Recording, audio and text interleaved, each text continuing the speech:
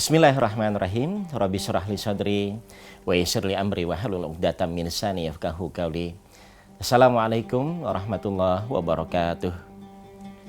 Para pemirsa El Sinta TV dimanapun berada, kembali berjumpa kembali dalam program Risalah Iman. Dan mengawali rangkaian pagi hari ini, mari kita isi ruhani kita, berharap mendapatkan keberkahan dan keridhaan dari Allah Subhanahu wa Ta'ala. Alhamdulillahilladzi ja'ala dzikruhu mafazal lil mu'minin. Segala puji bagi Allah, Tuhan Zat yang maha menggenggam segala urusan kita. Dengan asbab kita mengingat dan berzikir kepada Allah, Allah hantar kita bahagia dunia dan akhirat. Wa jannatan wa aqiyatan lil muttaqin. Insya Allah dengan berzikir dan mengingat kita kepada Allah menjadi benteng dan perisai hati kita min wasawisa wa hamajati syayatin, dari segala bujuk rayu setan. Allahumma salli wa sallim wa barik ala sayyidina Muhammad wa ala ali sayyidina Muhammad bi'adadi kulli da'in wa dawain. Hadirin para pemirsa El Sinta TV dimanapun berada, puji syukur kehadirat Allah Subhanahu wa Ta'ala. Mudah-mudahan ucapan dan ungkapan rasa syukur ini senantiasa dapat kita aplikasikan dalam bentuk tindakan nyata, bukan hanya sekedar lisan yang pandai untuk mengucap ungkapan syukur. Segala bentuk perbuatan dan tingkah laku kita adalah cerminan dari ungkapan rasa syukur tersebut. Para pemirsa yang dirahmati Allah Subhanahu wa Ta'ala, satu waktu baginda Rasulullah Shallallahu Alaihi Wasallam pernah ditanya oleh Allah Subhanahu wa Ta'ala, "Ya Muhammad, hal ta'lamu fima yahtasimul mala'il a'la." Duhai Muhammad, adakah engkau tahu ada perkara yang sedang diperselisihkan oleh para malaikat di langit? Ini para malaikat sedang berselisih. Kisah ini ada dalam kitab Nurul Uyun karya besar Syekh Muhammad Bafadul. Dengan adab baginda Rasulullah katakan kepada Allah, "Ya Allah, saya nggak tahu." Wa anta ta'lamu bidzalik wa anta 'allamul ghuyub. Dari sini baginda Rasulullah katakan, "Saya nggak tahu ya Allah, karena sejatinya engkau yang maha mengetahui akan maha hal yang gaib." Dari sini Rasul ingin memberi pelajaran kepada kita, kalau kemudian kita diberi satu pertanyaan dan kita belum tahu jawabannya, alangkah baik kita katakan tidak tahu. Bahasa gampang anak-anak sekarang itu wallahu a'lam bishawab. Daripada kita memberikan satu jawaban yang keluar dari jawaban yang seharusnya. Mungkin karena malu kita. Mungkin karena kita gengsi kalau kemudian kita nggak jawab satu pertanyaan tersebut. Mungkin karena kita ingin menjaga marwah kita. Apa kata orang kalau kemudian saya dikasih satu pertanyaan dan saya nggak jawab. Padahal kita memang belum tahu jawabannya. Ya. Ada contoh, satu waktu misalkan seorang guru ditanya oleh seorang murid bagaimana hukumnya seorang perempuan yang sedang berhalangan. Ya, setiap bulan ada datang halangan. Boleh nggak masuk masjid? Dijawab sama gurunya boleh. Ya, terlepas ini dari kesalahan atau mungkin kekhilafan, kalau kemudian kita ngaji ilmu fikih, ada beberapa larangan buat orang-orang perempuan yang salah satunya nggak boleh masuk masjid. Lalu Allah jelaskan kepada baginda Rasulullah Shallallahu Alaihi Wasallam tentang derajat yang tinggi, ay amat derajat wal hasanat, tentang derajat yang tinggi dan kebaikan yang mulia di hadapan Allah Subhanahu wa Ta'ala. Yang pertama, ay kamalil fil wudu. Secara tafsir, kamal berarti kesempurnaan. Siapa orang yang bisa menjaga kesempurnaan dalam berwudu? Kesempurnaan dalam berwudu rupanya menjadi satu hal yang sedang diperselisihkan oleh para malaikat di langit. Tafsir yang lain mengatakan adalah orang yang senantiasa menjaga dawam wudu. Apa dawam? Rutin, kontinu, nggak pernah terputus wudunya. Batal, ambil wudu. Batal, ambil wudu. Dan para pemirsa El Sinta TV dimanapun berada, ini rupanya menjaga wudhu sudah menjadi tren dalam kehidupan. Berangkat kantor, sebelum berangkat dari rumah ambil wudhu. Di tengah perjalanan mungkin yang nggak naik kendaraan pribadi, dia naik kendaraan umum, tersentuh dengan bukan yang mahram, batal, ambil wudhu. Ya. Sebisa mungkin sudah terbiasa dengan dawam wudhu. Kayaknya ada yang hilang kalau kemudian nggak punya wudhu gitu loh. Ya. Ada yang hilang kalau kemudian nggak punya wudhu.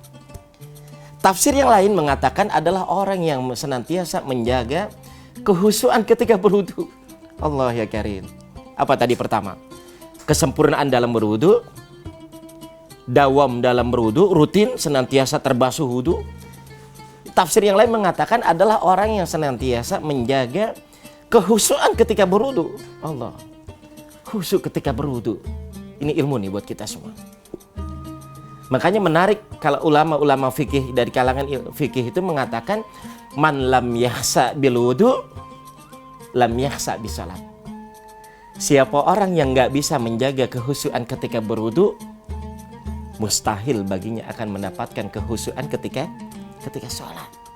Prasyarat utamanya siapa orang yang menghusyuk ketika sholat bermula dari berwudu. Ada memang wudu yang nggak khusyuk, nggak serius, banyak. Anak-anak kecil yang kemudian belum tahu ilmunya, dia main cipratan air kan. Ngobrol, ciprat-cipratan air, siram-siraman air. Nah orang dewasa gimana kalau yang nggak ngerti wudunya? Penuh dengan obrolan. Dari basuh tangan dia obrol. Kalau di kantor wudu, tanya, gimana bos kerjaan? Gimana persiapan buat rapat? Hatta sampai kaki basuh itu ngobrol. Ini di luar dari ketentuan yang seharusnya berwudu. Itu sebab kenapa Sayyidina Ali bin Abi Thalib karramallahu wajhah kalau wudu muka beliau terlihat kemerah-merahan. Ihmar wajah. Sayyidina Ali bin Abi Thalib. Pemirsa kenal ya dengan Sayyidina Ali bin Abi Thalib. Kita kenal beliau nggak kenal kita mungkin. Kalau wudu beliau mukanya merah. Sahabat yang ada di sekeliling beliau bertanya, kenapa Sayyid wajah anda kalau wudu itu mukanya merah? Apa dia jawab Sayyidina Ali? Atadri baina man anhum. Adakah engkau tahu sejatinya kalau saya lagi berwudu itu sedang berhadapan dengan Allah Subhanahu wa Ta'ala. Nanti kita akan lanjutkan kembali pembahasan kita pada kesempatan pagi hari ini.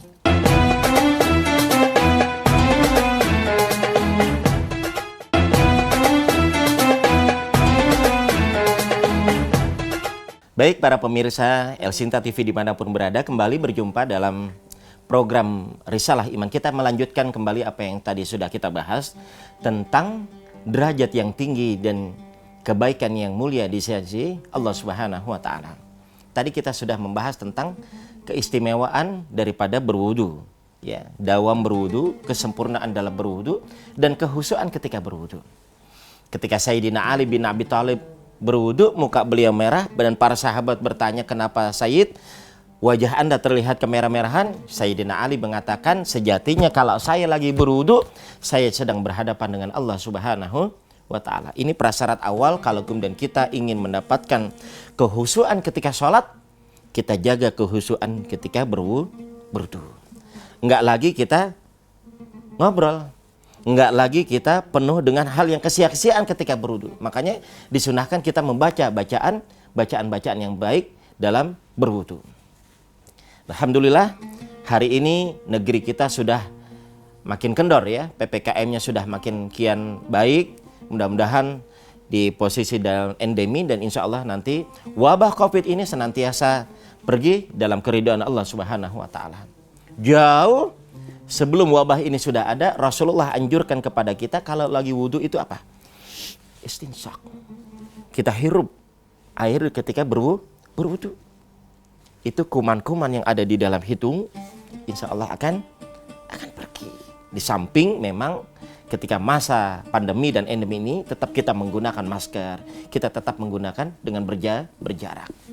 Yang kedua, Allah jelaskan kepada baginda Rasulullah Sallallahu Alaihi Wasallam adalah wal mashul aqdam ila sholati bil jamaah.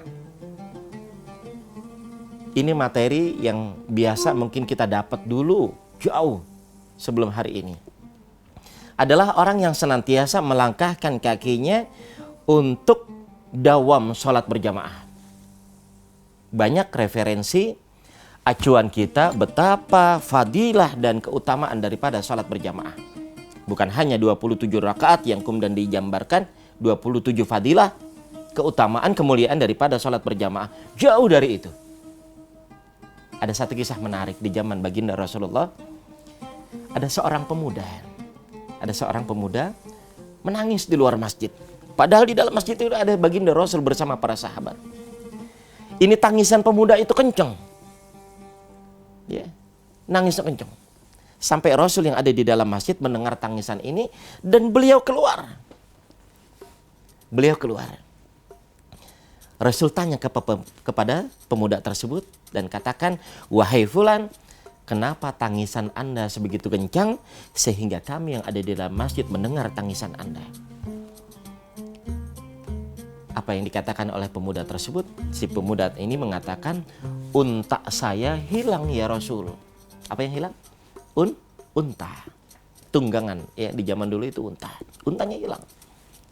Lalu Rasul bilang sama si pemuda tadi, "Kirain saya Anda nangis begitu kencang karena tertinggal sholat berjamaah." Ya, karena tertinggal sholat berjamaah. Ini si pemuda balik lagi, nyinyir. Bahasa kita sekarang tuh nyinyir gitu. Rasul dinyinyirin. "Ya Rasul, memangnya unta saya lebih mahal ya daripada sholat berjamaah?" Allah. Dengan tegas Rasulullah katakan, andai saja seluruh dataran muka bumi ini dipenuhi dengan jutaan unta, maka kemuliaan sholat berjamaah tidak pernah akan tertandingi daripada bilangan banyaknya unta. Dari sini betapa menggambarkan penting kita menjaga dawam dalam sholat berjamaah. Buat para pemirsa yang mungkin kesibukan kesehariannya di kantor, atau yang kemudian kuliah, ya, atau dimanapun kita berada, ya, terlebih yang di kantor perkantoran itu, sekarang hampir setiap lantai punya musola. Kesempatan kita untuk berjamaah itu lebih mudah. Atau hatta sampai sibuk mungkin kita di kantor, di tempat kita bekerja, dimanapun berada, jangan lupa kalau kemudian kita pulang ada istri, ada suami, ada anak keturunan kita, ada keluarga kita yang bisa kita ajak untuk berjamaah, ajak. Jangan pernah tinggal. Banyak testimoni yang mengatakan siapa orang yang mampu menjaga dawam rutin daripada sholat berjamaah, Allah berikan kun fayakun ya Allah. Apa sih kun fayakun? Give. Ya, pemberian terbaik dari Allah yang kemudian kita harapkan. Ya, di penghujung surah Yasin, ya, kita mungkin sering baca ini. Innama amruhu idza arada syai'an ayyakula lahu kun fayakun. Kalau Allah sudah berbicara tentang kun fayakun, nggak usah lagi hari ini kita tagih, nggak usah hari ini lagi kita pinta kun fayakun ilah. Kalau kemudian dari sisi kebaikan yang kita berikan, amaliyah yang kemudian kita lakukan, sudah sedemikian dawam, rutin, continue, nggak terputus, istiqomah. Ya.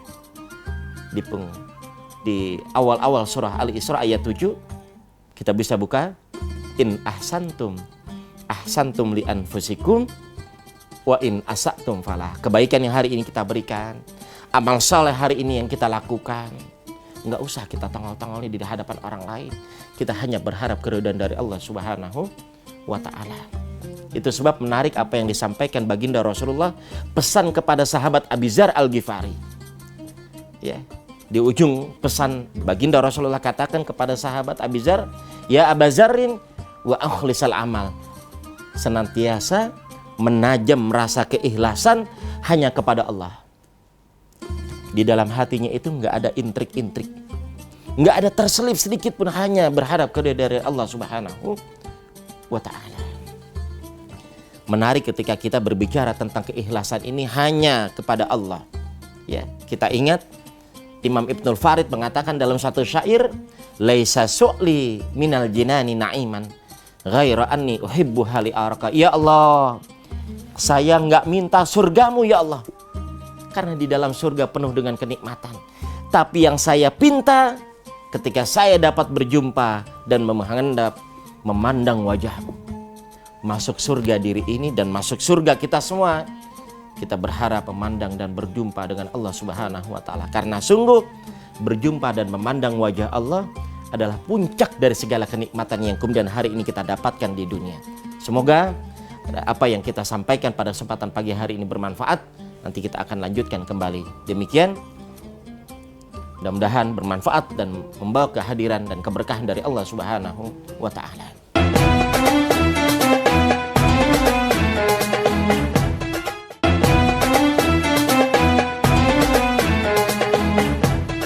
Baik para pemirsa El Sinta TV, dalam program Risalah Iman dimanapun berada, alhamdulillah paparan demi paparan setelah kita dengarkan tadi, kita sampaikan betapa bisa kita menjaga dawam wudu, kesempurnaan berwudu, kehusuan ketika berwudu, dan betapa penting kita untuk menjaga dawam daripada sholat berjamaah. Hari ini di tengah kesibukan kita, terlebih buat kita semua yang mungkin tinggal di perkotaan, rasanya menjadi sesuatu hal yang langka ya, kita bisa menjaga dan mendapatkan kehusuan ketika sholat. Tapi dalam beberapa kesempatan kita sering juga mendapatkan banyak orang-orang yang bisa menjaga dawam sholat ini bukan hanya ketika awal waktu sholat. Saya sering mendapatkan itu di jantung ibu kota. Di tengah kesibukan orang melakukan aktivitas, satu contoh misalkan maghrib sekarang itu jam 18 kalau lebih jam 6 lewat, itu setengah 6 itu sudah parkir mobil itu.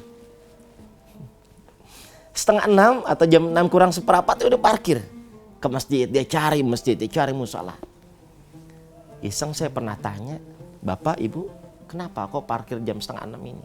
Mau sholat asar apa sholat maghrib? Saya mau sholat maghrib.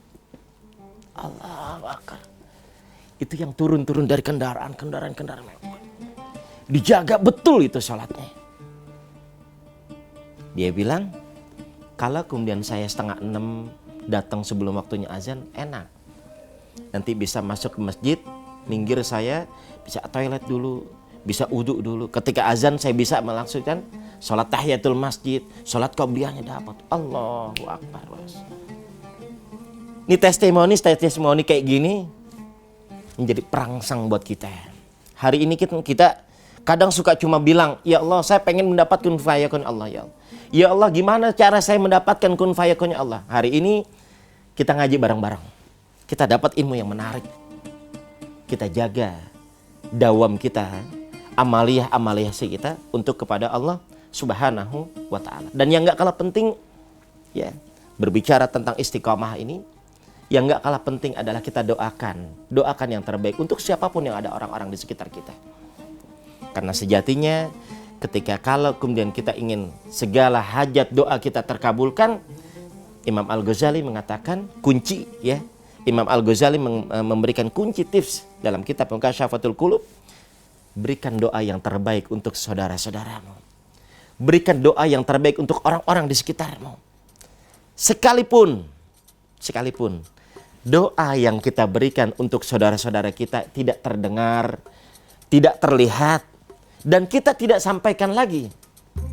Padahal sejatinya malaikat yang ada di kanan kiri kita menyampaikan doa itu tersampaikan, walaka bimislin, dan kata Rasulullah, pada sejatinya doa yang kita berikan untuk saudara kita adalah doa kebaikan yang kemudian akan kembali kepada diri kita sendiri. Bahasa anak-anak kecil itu bahasanya tektok. Kita kasih doa yang terbaik buat orang, doa itu buat kita sendiri. Kita pengen punya rumah, kita pengen punya kendaraan, kita pengen punya anak, kita pengen segala sesuatu, berangkat haji, umrah, doain juga buat orang lain. Jangan cuma doanya buat untuk diri sendiri. Dari sini kita paham betapa menjaga khusyuk dalam berwudu, menjaga dawam dalam salat berjamaah. Dan ketika hari ini kita mendapatkan dan mengharapkan kun fayakunnya Allah, jangan pernah tinggal kita untuk doakan yang terbaik untuk saudara-saudara kita. Nggak pernah ada rugi. Karena sejatinya doa menjadi bagian dari rangkaian amal sedekah.